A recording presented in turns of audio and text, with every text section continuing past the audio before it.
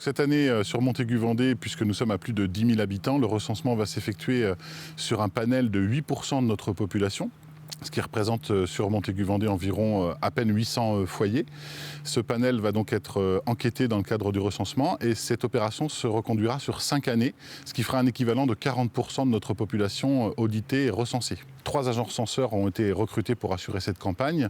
Ils ont d'abord fait une tournée de reconnaissance, que l'on appelle de reconnaissance, pour aller globalement voir les logements cités par l'INSEE qui doivent être audités sur cette année 2022.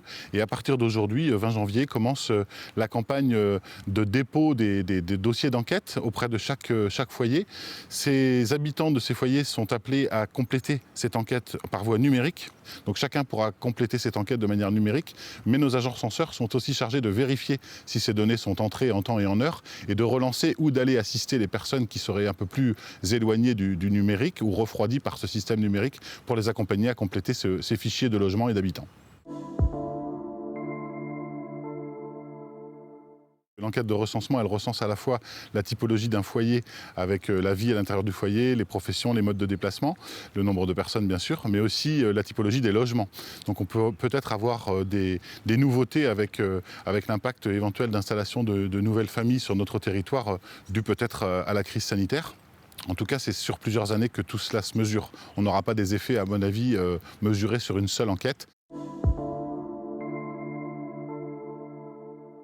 Au-delà d'un chiffre de population municipale, le recensement est utile pour connaître aussi par catégorie, entre autres, et par typologie de logement, un état sérieux et complet de notre collectivité.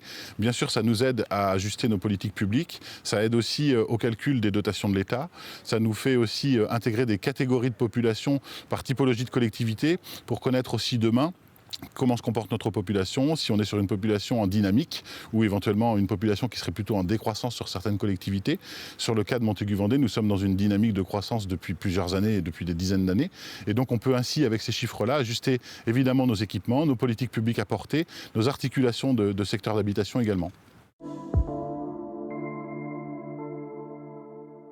Globalement, sur Terre de Montaigu et sur Montaigu-Vendée, on a une population jeune, une population de moins de 30 ans, bien au-delà de la moyenne départementale et nationale, ce qui fait que nous avons une population de scolaires, donc qui implique aussi un regard porté sur les investissements, notamment en termes d'équipements, qu'ils soient scolaires, qu'ils soient sportifs ou culturels, au regard de la population.